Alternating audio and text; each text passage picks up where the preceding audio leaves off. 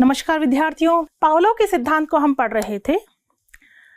Complete नहीं हुआ था पावलोव का सिद्धांत। पावलोव के सिद्धांत में आगे हम चर्चा करने वाले हैं मुख्य शब्दावली की। तो देखिए इधर मुख्य शब्दावली।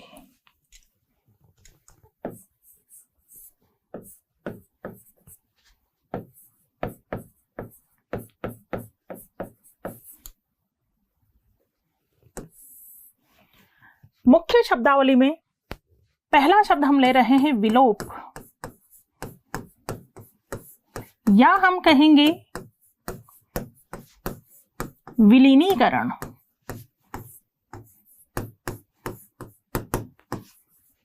इंग्लिश में कहेंगे एक्सटिंक्शन। विलोप या विलीनीकरण किसे कहते हैं? तो मैं आपके सामने अब एक बहुत लंबी सी और जटिल लाइन बोलूंगी, उसे आपको समझने की कोशिश करनी है, ठीक है? सबसे पहले तो आप मुझे ये बताइए कि अनुबंधन किस किस में स्थापित हुआ था? घंटी और भोजन, घंटी और भोजन दोनों में अनुबंधन स्थापित हो गया। ये आपको पता कैसे चला? जब घंटी की आवाज पर क्या गिरने लगी? लार, मतलब घंटी भोजन, घंटी यानी भोजन, घंटी भोजन दोनों में क्या स्थापित हो गया था? अनुबंधन। ठीक, तो सुनिए, अनुबंधन स्थापित हो जाने के बाद यदि बार बार मात्र अनुबंधित उद्दीपक ही प्रस्तुत किए जाने पर अंततोगत्वा अनुबंधित अनुक्रिया का बंद हो जाना विलोप कहलाता है। बात समझ में आई? बिल्कुल नहीं आई होगी, क्योंकि मैंने लाइन स्पीड से बोली। अब मैं यही लाइन धीरे बोलूंगी, आप समझने की कोशिश करिएगा, क्योंकि बड़े प्रश्न को पढ़ने का तरीका भी यही होता है। एक बार आप पढ़ोगे, आपके समझ में नहीं आएगा, हिम्मत मत हारना, दोबारा धीमी गति से पढ़ना, थोड़ा थोड़ा समझ में आएगा, फिर तीसरी बार और धीमी गति से समझते हुए पढ़ना, पूरा समझ में आएगा। तो सुनिए, अनुबंधन स्थापित हो ही गया था। अनुबंधन स्थापित हो जाने के बाद यदि बार बार मात्र अनुबंधित उद्दीपक, अनुबंधित उद्दीपक क्या है? घंटी, अनुबंधित उद्दीपक ही प्रस्तुत किए जाने पर अंततोगत्वा, एट लास्ट अंततोगत्वा अनुबंधित अनुक्रिया का बंद हो जाना विलोप कहलाता है। बात समझ में आ गई होगी। नहीं आई तो फिर समझो। अनुबंधन स्थापित हो गया था किस किस में? घंटी और भोजन में। अनुबंधन स्थापित हो जाने के बाद यदि बार बार मात्र घंटी, मतलब घंटी बजी, लार गिरी, भोजन नहीं आया, भोजन प्रस्तुत नहीं किया, तो कुत्ते ने सोचा जरूर भूल गया होगा व्यक्ति, नहीं आया भोजन, कोई बात नहीं। फिर घंटी बजी, लार गिरी और फिर भोजन नहीं आया, कुत्ते ने सोचा ये क्या चक्कर है, फिर भोजन नहीं आया। फिर घंटी बजी, लार गिरी, धीमी गति से लार गिरी के देखते हैं भोजन आएगा या नहीं आएगा, और फिर भोजन नहीं आया। फिर घंटी बजी, लार गिरी, बहुत धीमी गति से गिरी कि देखते हैं भोजन आएगा या नहीं आएगा, और फिर भोजन नहीं आया। तो फिर घंटी बजी तो लार नहीं गिरी। अंततोगत्वा अनुबंधित अनुक्रिया का बंद हो जाना क्या कहलाता है? विलोप। बात समझ में आ गई होगी। केवल घंटी, अरे लार इसलिए गिर रही थी क्योंकि भोजन आता था, लेकिन फिर क्या किया गया? बार बार अनुबंधन स्थापित हो गया। अनुबंधन स्थापित हो जाने के बाद यदि बार बार मात्र अनुबंधित उद्दीपक ही प्रस्तुत किए जाने पर अंततोगत्वा अनुबंधित अनुक्रिया का बंद हो जाना क्या कहलाता? विलोप।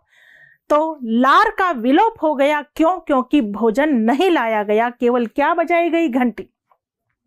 बार बार क्या बजाई गई? घंटी। तो लार का बंद हो जाना क्या कहलाता है? विलोप। ठीक है, लार का लुप्त हो जाना, बंद हो जाना क्या कहलाता है? विलोप। ठीक, नेक्स्ट शब्द है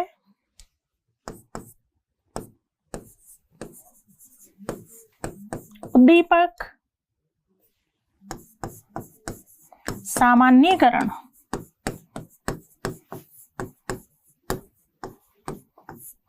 उद्दीपक सामान्यीकरण।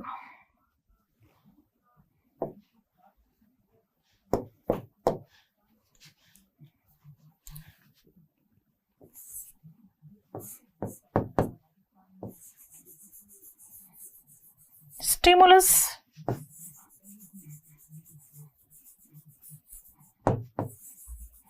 जनरलाइजेशन।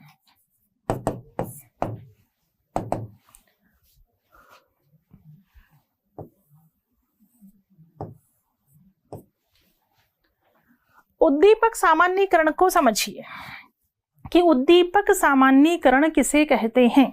ठीक है,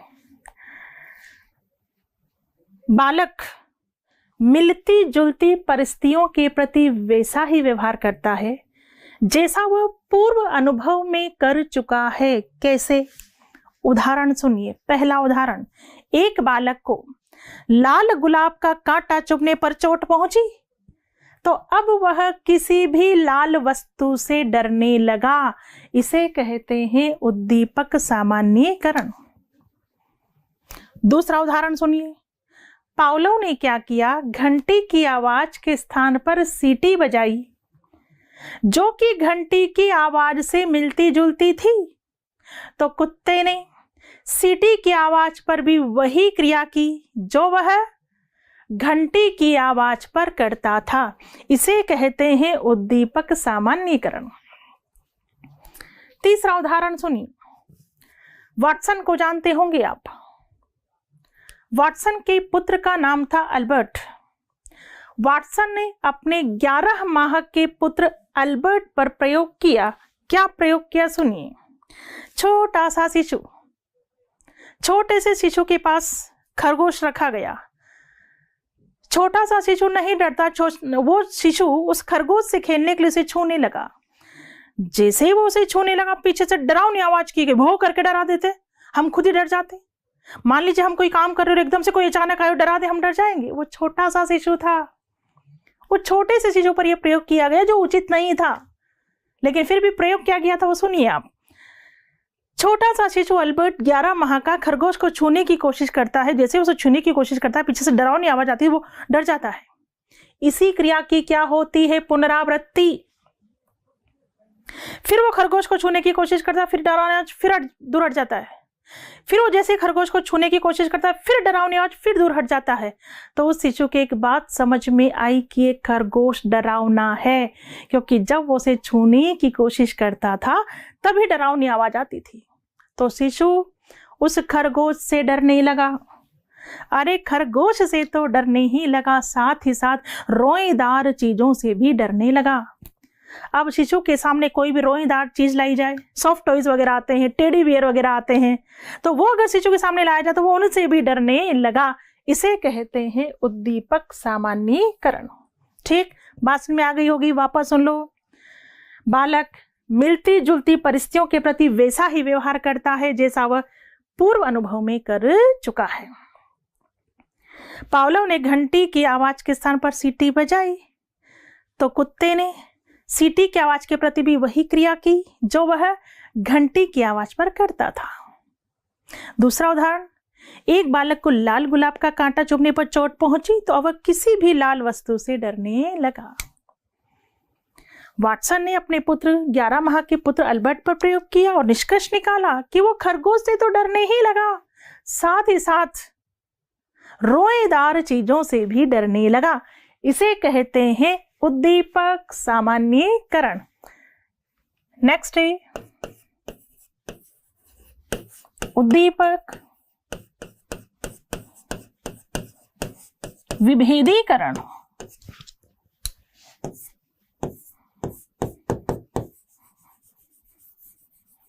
स्टिमुलस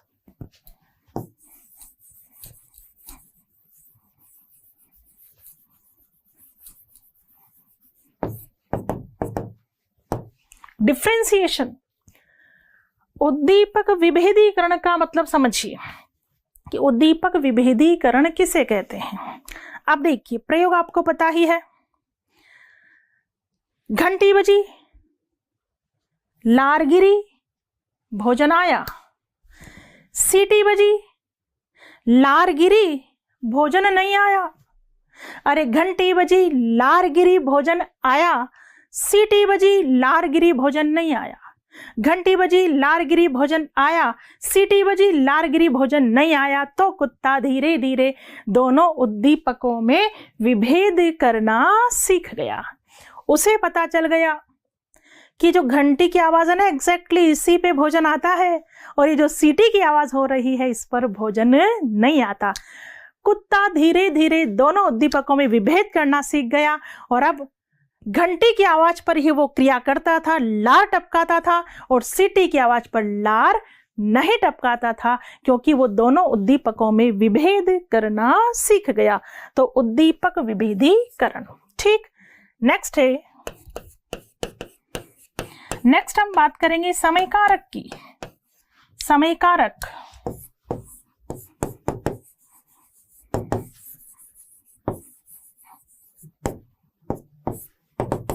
टाइम फैक्टर की। समय कारक की हम बात कर रहे हैं तो सुनिए, प्रयोग क्या था।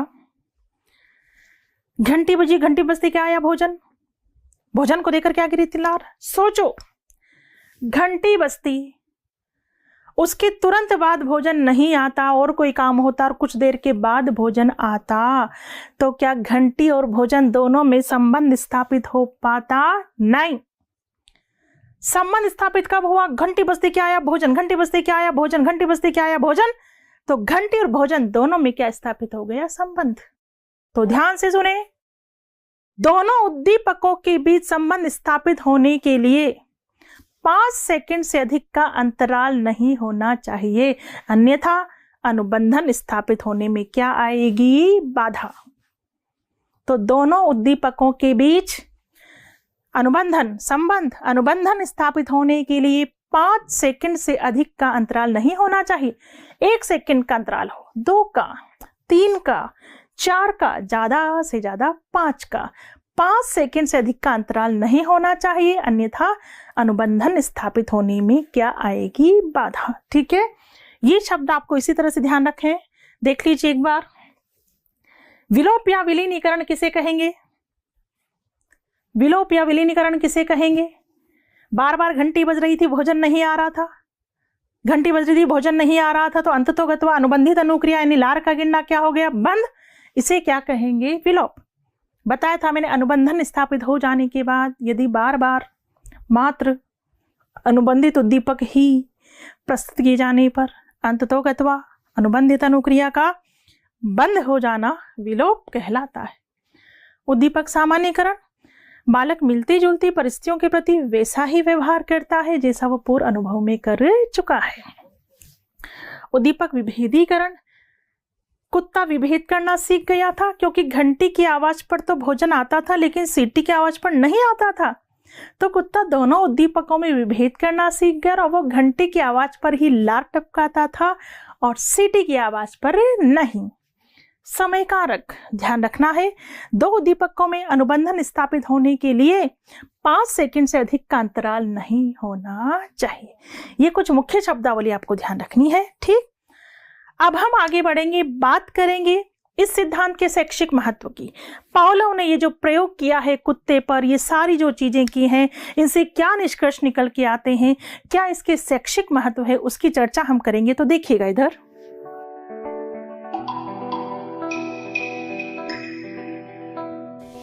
देखिए इधर, पावलोव का प्रयोग आपने पढ़ा है, नमन प्राणी तभी सीखता है जब वह सतर्क रहता है। सतर्क, ध्यान से देखिए, सतर्क कह दो या सावधान। आपके सामने कोई भी प्रश्न आ जाए, सतर्क शब्द आ जाए या सावधान शब्द आ जाए, सतर्क या सावधान शब्द आते ही याद करना किसको? कुत्ते को। कुत्ता यहां से सतर्क रहा, उसने ध्यान दिया कि हो क्या रहा है, घंटी बज रही, उसके बाद भोजन आ रहा है। अगर वो यहां से सतर्क नहीं रहता, उसे पता ही नहीं चलता कब घंटी बजती कब भोजन आता है। तो सतर्क कौन रहा? कुत्ता। सावधान कौन? कुत्ता। तत्पर कौन? बिल्ली। तत्पर कुत्ता नहीं, तत्पर कौन? बिल्ली। तत्पर शब्द आ जाए बिल्ली को याद करना, सतर्क और सावधान शब्द आ जाए कुत्ते को याद करना। ठीक है, तो प्राणी तभी सीखता है जब वह सतर्क रहता है। सतर्क कौन रहा? कुत्ता। और कुत्ते के सिद्धांत का नाम है अनुकूलित अनुक्रिया सिद्धांत। शिक्षण में श्रव्य दृश्य सामग्री का प्रयोग, किसका?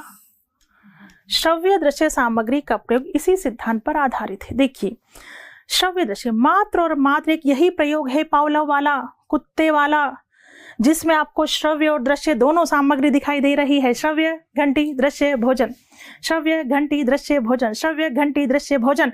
और किसी प्रयोग में आपको श्रव्य दृश्य सामग्री दिखाई नहीं देगी। तो जिस प्रकार इस सिद्धांत में श्रव्य दृश्य सामग्री का प्रयोग किया जा रहा है, उसी प्रकार शिक्षण में श्रव्य दृश्य सामग्री का प्रयोग इसी सिद्धांत पर आधारित है। ठीक है, यह सिद्धांत क्रिया की पुनरावृत्ति, याद रखना मेन शब्द है इसमें पुनरावृत्ति। मेन शब्द क्या है? पुनरावृत्ति।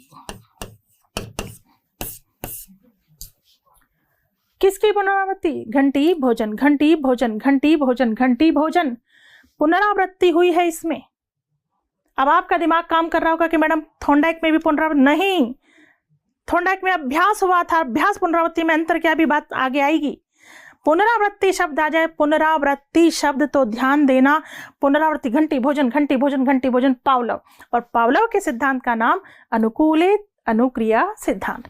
नेक्स्ट, पुनरावृत्ति के आधार पर अनुबंधन स्थापित, बात कर चुकी हूं मैं आपसे। पुनरावृत्ति के आधार पर अनुबंधन स्थापित होता है। अनुबंधन किस किस में स्थापित होता है? घंटी भोजन, घंटी भोजन, घंटी भोजन, दोनों में क्या स्थापित हो गया? अनुबंधन।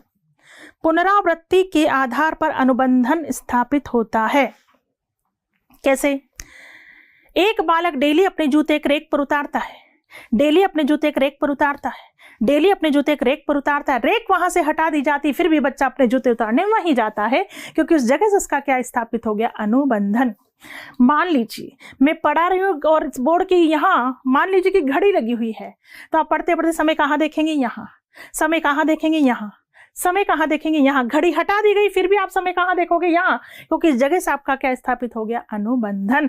याद रखना, पुनरावृत्ति के आधार पर क्या स्थापित होता है? अनुबंधन।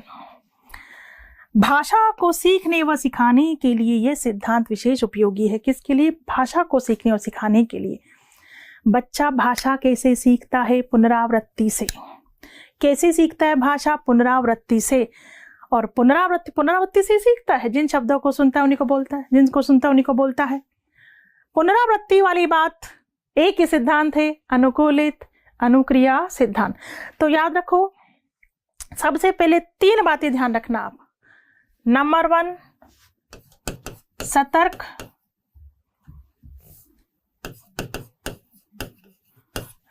नंबर 2,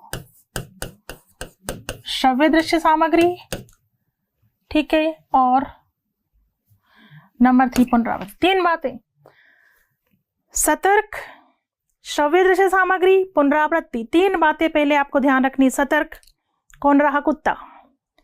श्रव्य दृश्य, घंटी भोजन, घंटी भोजन। तीसरी बात पुनरावृत्ति। 3 बातें ध्यान रखनी, सतर्क, श्रव्य दृश्य, पुनरावृत्ति। सतर्क, श्रव्य दृश्य, पुनरावृत्ति। बाकी की सभी बातें केवल पुनरावृत्ति से निकल करके आएंगी। कैसे? सुन लो एक बार। पुनरावृत्ति के आधार पर क्या स्थापित होता है? अनुबंधन। बालक भाषा कैसे सीखता है? पुनरावृत्ति से। आदत का निर्माण कैसे होता है? पुनरावृत्ति से। आदत का निर्माण भी इसी सिद्धांत पर आधारित है। आदत का निर्माण कैसे होता है? पुनरावृत्ति से। तो पहले तो यहां तक की बात समझ में आ गई। 3 बातें तो क्या थी? पहली सतर्क, श्रव्य दृश्य, पुनरावृत्ति। पुनरावृत्ति से बाकी आगे की बातें निकल के आएंगी। पुनरावृत्ति के आधार पर क्या स्थापित होता है? अनुबंधन। भाषा कैसे सीखी जाती है? पुनरावृत्ति से। कैसे सीखी जाती है? पुनरावृत्ति से। ठीक है, नेक्स्ट देखिए, इस सिद्धांत के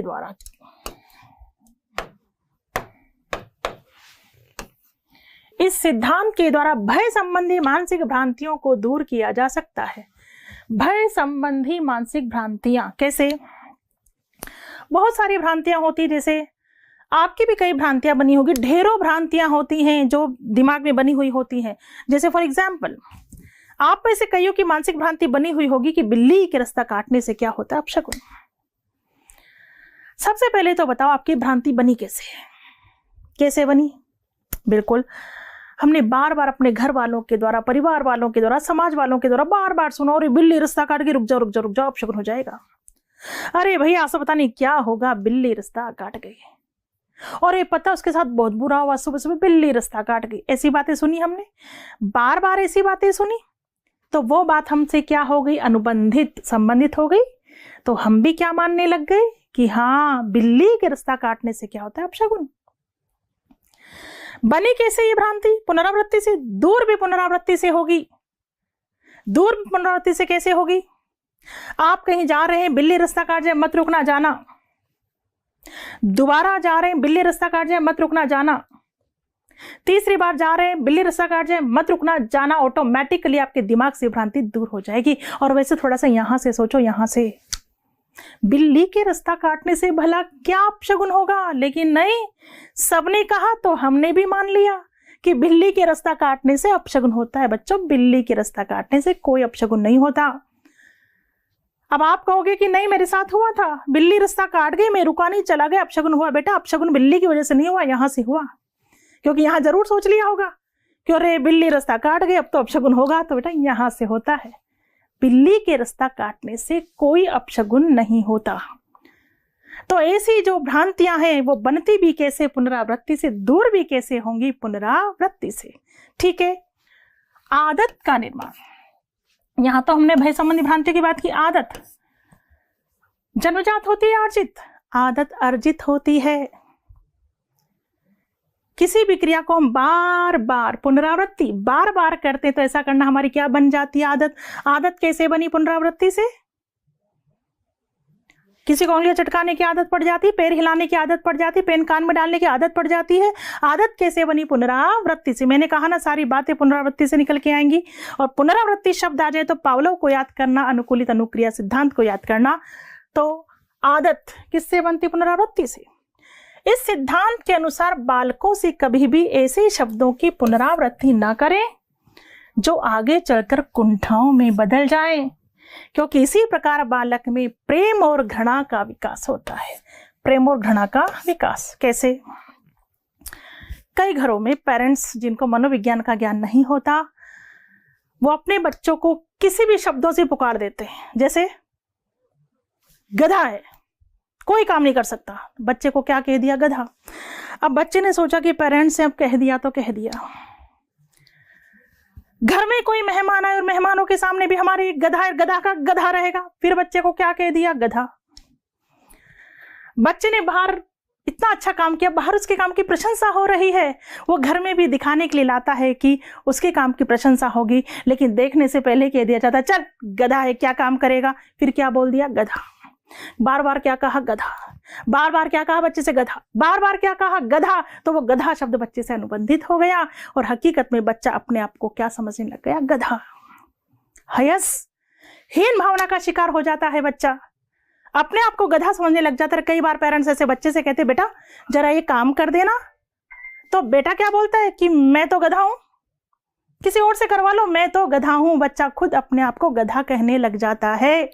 पेरेंट्स को एक बात ध्यान रखनी चाहिए कि बच्चे से अनुबंधन स्थापित हो जाता है इन शब्दों का।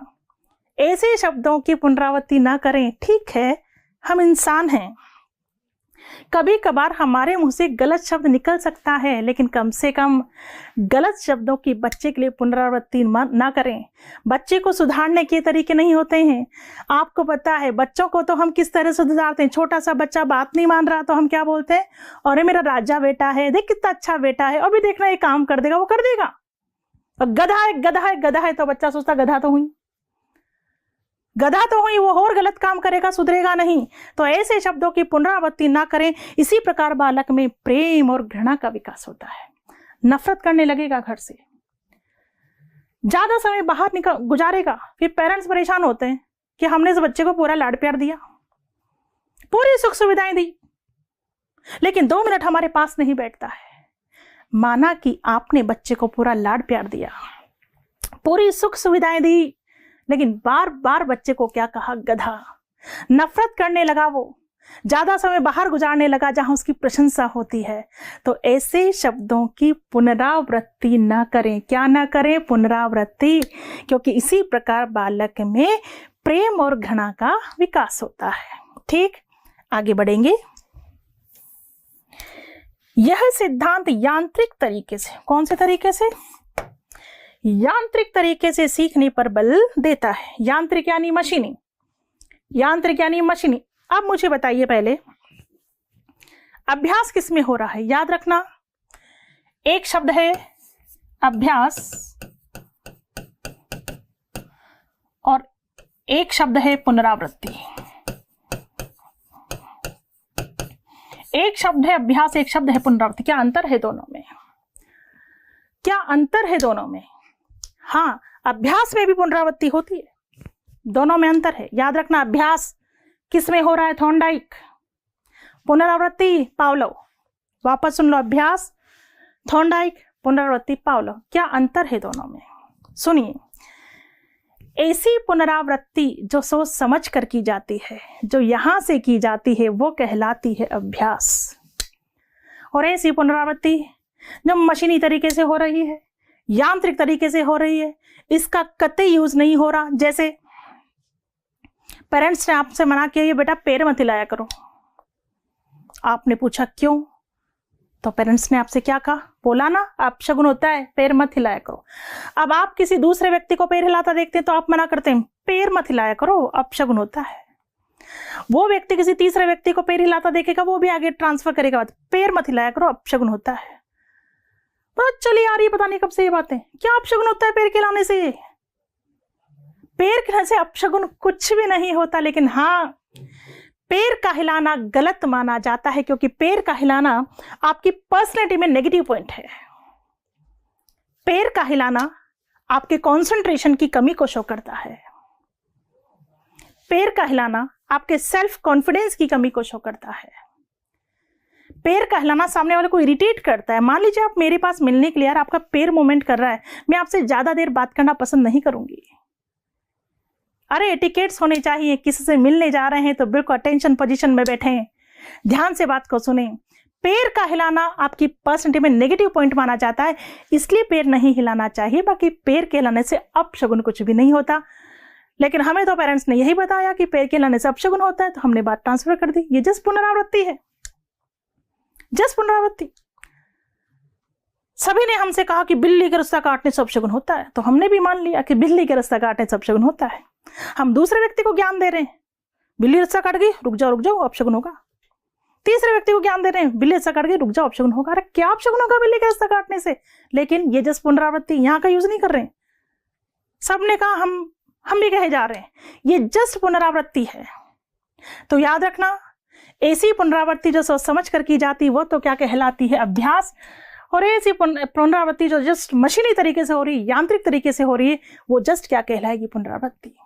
अरे रट रट कर पढ़ना पुनरावृत्ति, सोच समझ कर पढ़ना अभ्यास। रट रट कर पढ़ना पुनरावृत्ति, सोच समझ कर पढ़ना अभ्यास। ठीक है, तो ये सिद्धांत किस पर बल दे रहा है? यांत्रिक तरीके से सीखने पर क्या देता है? बल। कौन सा सिद्धांत? पावलोव का सिद्धांत, अनुकूलित अनुक्रिया सिद्धांत। अब वापस हम शैक्षिक महत्व को घोट करके पीते हैं एक बार। यहां से सुनो और समझो, अपने आप आंसर निकलेंगे। तो सुनिए, सबसे पहली बात क्या होगी? सतर्क। इधर देखिए, सबसे पहली बात क्या होगी? सतर्क। दूसरी बात, श्रव्य दृश्य सामग्री। और तीसरी बात, पुनरावृत्ति। सारी बातें पुनरावृत्ति से निकलेंगी बाकी की। सतर्क। प्राणी तभी सीखता है जब वो सतर्क रहता है। सतर्क कौन रहा? बिल्ली या कुत्ता? कुत्ता। और कुत्ते के सिद्धांत का नाम अनुकूलित अनुक्रिया सिद्धांत। दूसरी बात, श्रव्य दृश्य सामग्री। श्रव्य दृश्य, श्रव्य घंटी दृश्य भोजन, श्रव्य घंटी दृश्य भोजन। तो उसी प्रकार शिक्षण में श्रव्य दृश्य सामग्री का प्रयोग, अनुकूलित अनुक्रिया सिद्धांत। और तीसरी बात, पुनरावृत्ति। किस किस की पुनरावृत्ति? घंटी भोजन, घंटी भोजन, घंटी भोजन। तो सुनिए, पुनरावृत्ति के आधार पर क्या स्थापित होता है? अनुबंधन। याद रखना, पुनरावृत्ति के आधार पर अनुबंधन स्थापित होता है। बच्चा भाषा कैसे सीखता है? पुनरावृत्ति से। आदत का निर्माण पुनरावृत्ति से। भय संबंधी मानसिक भ्रांतियां बनती और दूर होती हैं कैसे? पुनरावृत्ति से। बच्चों से गलत शब्दों की क्या नहीं करनी चाहिए? पुनरावृत्ति। क्योंकि इसी प्रकार प्रेम और घृणा का क्या होता है? विकास। यांत्रिक तरीके से सीखना यानी पुनरावृत्ति से सीखना। पुनरावृत्ति से सीखना। बात समझ में आ गई होगी। दो सिद्धांत आप पढ़ चुके हैं, थॉर्नडाइक का और पावलोव का। Thorndike and Pavlov, Thorndike and Pavlov. दोनों सिद्धांतों पर से एक बार मुझे जवाब देने की कोशिश करें तुरंत। कुत्ता बिल्ली मत बोलना, या तो बोलना थॉर्नडाइक या बोलना पावलो। ठीक है, घर बैठे बैठे कोई कहे कुत्ता कोई कहे बिल्ली, ये नहीं बोलना है। क्या बोलना है, क्या बोलना है? थॉर्नडाइक और पावलो। ठीक, बताइएगा। अमेरिका के निवासी थॉर्नडाइक, रूस के निवासी पावलो, कुत्ते पर प्रयोग पावलो, बिल्ली पर थॉर्नडाइक, सतर्क रहना पावलो, आदत का निर्माण पावलो, भाषा का निर्माण पावलो, अनुभव से लाभ उठाना थॉर्नडाइक, निरंतर प्रयास थॉर्नडाइक, अभ्यास थॉर्नडाइक, पुनरावृत्ति पावलो। ठीक है, अभ्यास किस में आएगा? थॉर्नडाइक, पुनरावृत्ति पावलो, छोटे बच्चों के लिए थॉर्नडाइक, मंद गति वालों के लिए थॉर्नडाइक, यांत्रिक तरीके से सीखना पावलो, भय संबंधी भ्रांतियां पावलो, श्रव्य दृश्य सामग्री पावलो। बात समझ में आई? इस तरह से आपको ध्यान रखना है। थॉर्नडाइक और पावलो दोनों सिद्धांत हम पढ़ चुके हैं, तो बिल्कुल अरेंज रखने हैं ऐसे कैसे सिद्धांत। अधिगम के सिद्धांतों में सबसे जटिल सिद्धांत माना जाता है पावलो का सिद्धांत, सबसे जटिल माना जाता है पावलो का सिद्धांत। और ये बात बता रही हूं मैं आपको पढ़ाने के बाद। यही बात यदि मैं आपको पढ़ाने से पहले बता देती कि बच्चों बहुत जटिल सिद्धांत पढ़ने जा रहे हैं, बड़ा सिद्धांत पढ़ने जा रहे हैं, तो पढ़ाने से पहले ये बात मैं आपको बता देती तो आप यहां से जटिल हो जाते और समझ में नहीं आता। शिक्षक बनने जा रहे हो आप, तो आप भी ध्यान रखो, कभी भी बच्चों को पहले ये ना बोलें कि बेटा जटिल पढ़ने जा रहे हैं। नहीं, पढ़ा दो। सरल पढ़ाते पढ़ाते कब जटिल पढ़ा दोगे पता भी नहीं चलेगा। हाँ, पढ़ाने के बाद बता दो कि जटिल वटिल तो हम पढ़ चुके हैं। पावलो का सिद्धांत जटिल माना जाता है, लेकिन जिस प्रकार से आपने समझा है आपको ये सिद्धांत जटिल नहीं लगना चाहिए। तो दो सिद्धांत पूरी तरह से हम पढ़ चुके हैं, थॉर्नडाइक का और पावलो का। बात clear?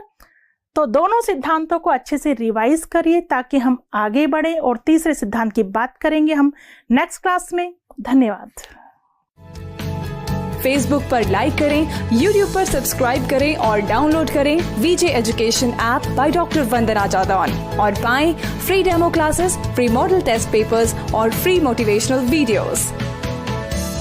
For more information, call us on 9587 305 306.